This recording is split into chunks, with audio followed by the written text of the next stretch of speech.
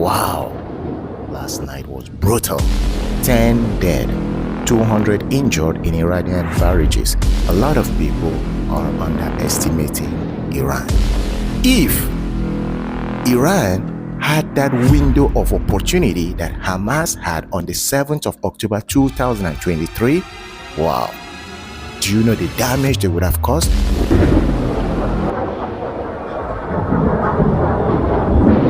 Hello, what's up everyone? It's your boy, the Crackhead, wishing you all a wonderful Sunday.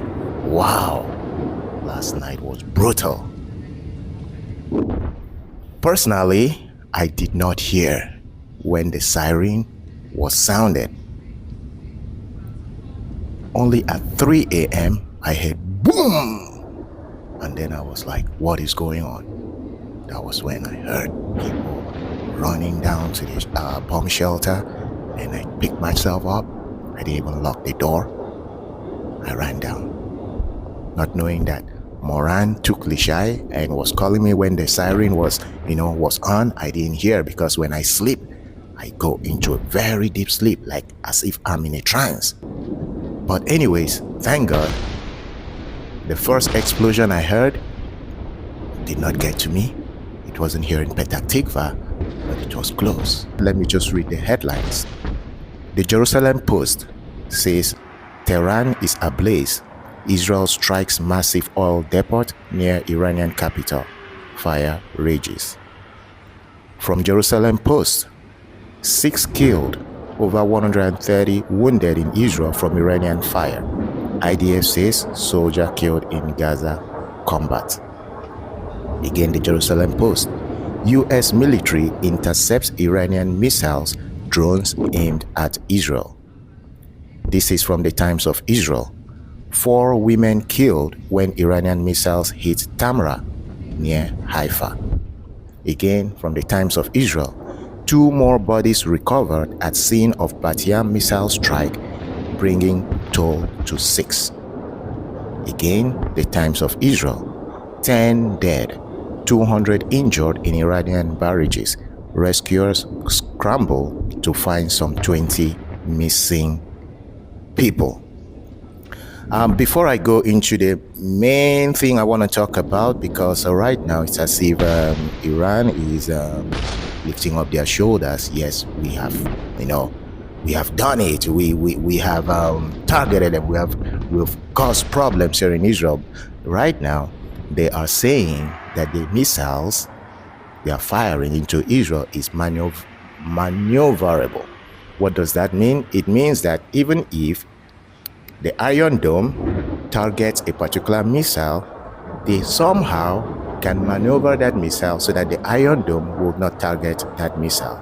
You understand? You guys see in movies when they send a following rocket or a following missile, somebody, if you like, run wherever you go, the missile will get you. So that's what Iran says their missile is. But Israel says it is not. But before I read the story about that or the news about that, I'm going to say something that a lot of people are underestimating Iran. Now, I know the statement I'm making using that word underestimating. When you say that somebody's underestimated, it doesn't mean that that person is powerful. It doesn't mean that that person is stronger than you. Let's take, for example, in football. Those who love football, you know, and you've seen so many times that teams that are on top of the table underestimate teams that are below the table or that are down at the bottom of the table. So that when both of them clash, the team at the bottom of the table turns out to win the team at the top of the table. Why is that? Because the team, since they are already on top, they might not really give in effort. They might not really use their best and strong players for that match because they are going to be clashing with a team that is at the bottom of the table. They underestimated that team, thereby making that team win them. But that doesn't mean that team is stronger or is more skillful than them. So a lot of us are doing that, underestimating Iran. Israel as a country does not underestimate them, because if they did, they wouldn't have attacked Iran's nuclear site. Israel knows the country they are fighting with. If Iran had that window of opportunity that Hamas had on the 7th of October 2023, wow, do you know the damage they would have caused? So Israel does not even want to give that opportunity to Iran. That is because they are not underestimating Iran. It is we, the onlookers, that are like, God is with Israel. Israel is going to finish them. Israel is going to finish them. That's because we are underestimating them.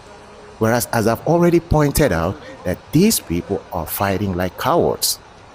In the dead of the night, when everybody is asleep, they are throwing stones, they are throwing rockets. And in Bat Yam, a lot of damage has been caused. In fact, a building collapsed and people are still being looked for because people are still under the rubble. As you saw me read in the headline, in Bat Yam, from what I saw in the news, about 6 or even more have been killed. In Haifa, about 4 women, maybe even more, have been killed. Anyways, I said I was going to read to you the news where Iran is like carrying up their shoulder. It's like being proud. Yes, we've done it. Our missiles are maneuverable. The Times of Israel says military officials say Iran not using maneuverable ballistic missiles. That's Israel is saying they are lying. They are not using that. How do they know that?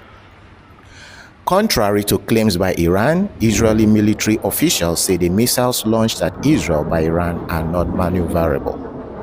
The Iranian Fars news agency claimed this morning that Israel was hit by the harsh Qasem-guided ballistic missile, which Iran unveiled in May and said was equipped with a maneuverable warhead. According to IDF officials, the missiles launched by Iran in the past 2 days have been similar to those fired at Israel in April and October 2024. The military has previously said that Iran does not possess hypersonic missiles and the missiles launched at the country are not maneuverable. So that is what Israel says. So Iran, Netanyahu has promised you guys that he will bring hellfire to Tehran because you keep firing your missiles at civilian populated areas. Before I conclude this, just like every other bad report, I want to say may the souls of all those who have died in Bat Yam, who have died in Haifa, and who have died since this war started, may their souls rest in peace. This is getting to the 3rd day of this war. It's your boy, the Crackhead. I'm gonna be giving you updates. Bye for now.